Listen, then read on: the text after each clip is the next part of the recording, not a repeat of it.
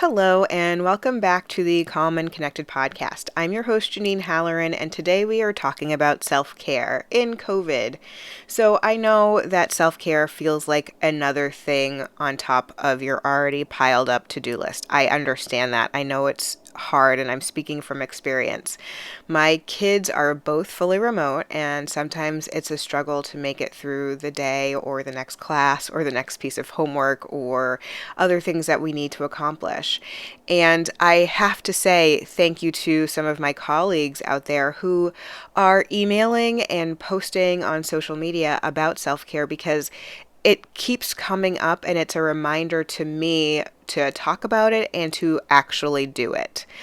I find that when I don't take that time for myself, when I don't put myself on my own to-do list, I get more cranky, I get crabby, it's hard for me to do the things I need to do. And I really want to practice what I preach. I want to show my kids how I can learn to take care of myself, learn to notice when things aren't feeling good, and to take a step back and to do something fun. So the other day, I told my kids that I was going to the teacher's lounge for a break. It had been a hard morning, and I just said, I'm going to the teacher's lounge. So I went to my basement, and I watched a TV show. And I then found myself feeling a little bit better. I felt like I had reset, and then I was able to go back and tackle assignments with my son. So I wanted to share with you a few other strategies that I've been trying and working to implement in my life, and perhaps it will inspire you to do some of your own self-care activities. And to make it a little bit easier, I'm actually going to break it down by coping style. So for relaxation, one thing I talk about a lot is taking deep breaths. So I actually set reminders on my fitness tracking watch, and then it goes off, a couple of times a day.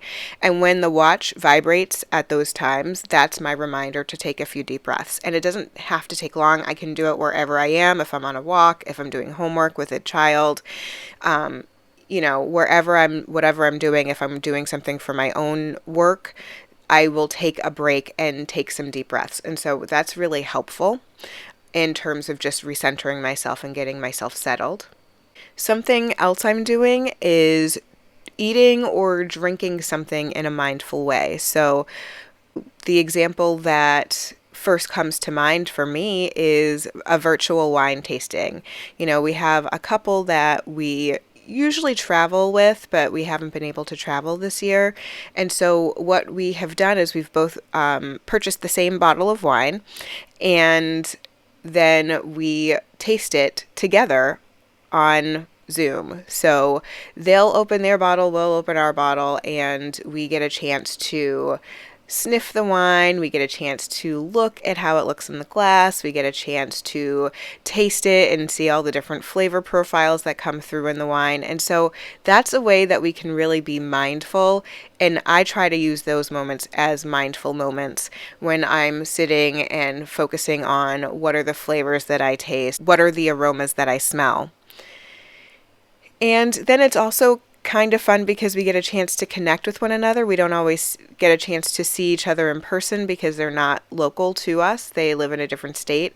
But this is a way that we can really check in with one another every few weeks and just enjoy the mindful sensations that come with doing a virtual wine tasting. In terms of distraction coping skills, I've been reading lots of books recently. And so what happens is my kids will recommend books to me, and it's a great way for us to connect and to have a shared conversation around a book series or a book that they enjoy. So I get recommendations from both kids, and I just finished the School for Good and Evil series. That was my daughter's recommendation. And now I'm on to my son's most recent recommendation, which is Fortune's Magic Farm. So they enjoy that I'm reading the books that they enjoy, and it gives us conversations, but it's also relaxing. It takes my mind off of everything that I need to do when I can just delve into a book for maybe 20 or 30 minutes at a time. The other thing I do is I watch TV shows when I can. I like to watch TV shows that I've actually watched before. It's really comforting in a way that when I watch something that I've already watched before. So I watch a lot of Doctor Who because I'm a huge Doctor Who nerd. It's just a nice way for me to de-stress at the end of a day by watching a TV show. In terms of sensory things that help me, I really like using a weighted blanket. I have a weighted blanket. It was actually going to be my son's weighted blanket, but he ended up not liking the way it felt. So he uses something different, but I really like it. So that's how I get to sleep. I really enjoy having a weighted blanket.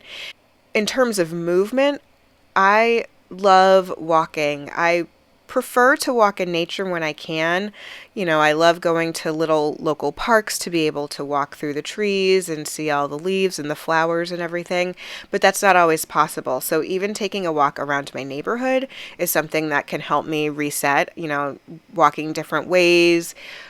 And sometimes if the weather is not cooperative, I sometimes even walk in my house.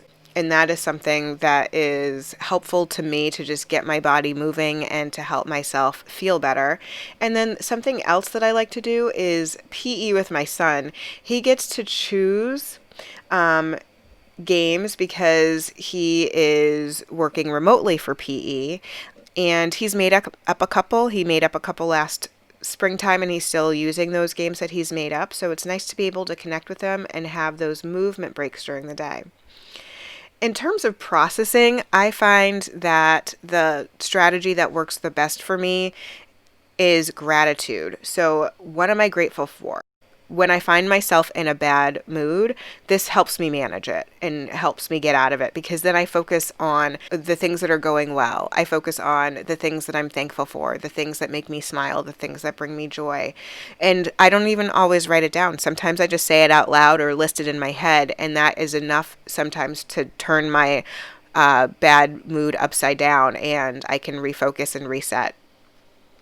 And I really enjoy connecting with the people that I love and I care about. So, texting with my sister and calling my sister when I can is really helpful to me. We live nearby, but life is busy, so we don't always get a chance to see each other. But, when something good happens or when something bad happens, we text each other.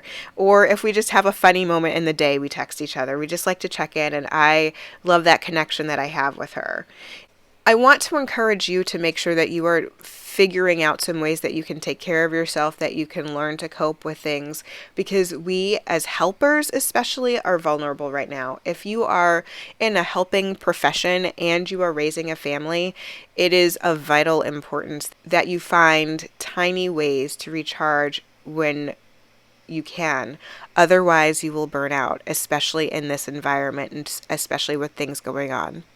So I wanted to give a special shout out to Robert Vore and Holly Oxhandler, because I was just recently on their podcast, CXMH, and I'll link to that in my show notes. And we talked about self-care. And it was interesting because, when I was talking about it, I said, I don't always know if I should keep talking about self-care. I feel like people are annoyed by it or don't want to hear about it. And Holly said, oh no, please keep talking about it because it's really important. And she has a resource for self-care for helpers, which I thought was amazing. And I signed up myself. So in the show notes, you'll have a link to that for Holly's self-care for helpers information that you can get yourself as well. And I'd love to hear from you. I would love for you to share with me what your favorite self-care activities are.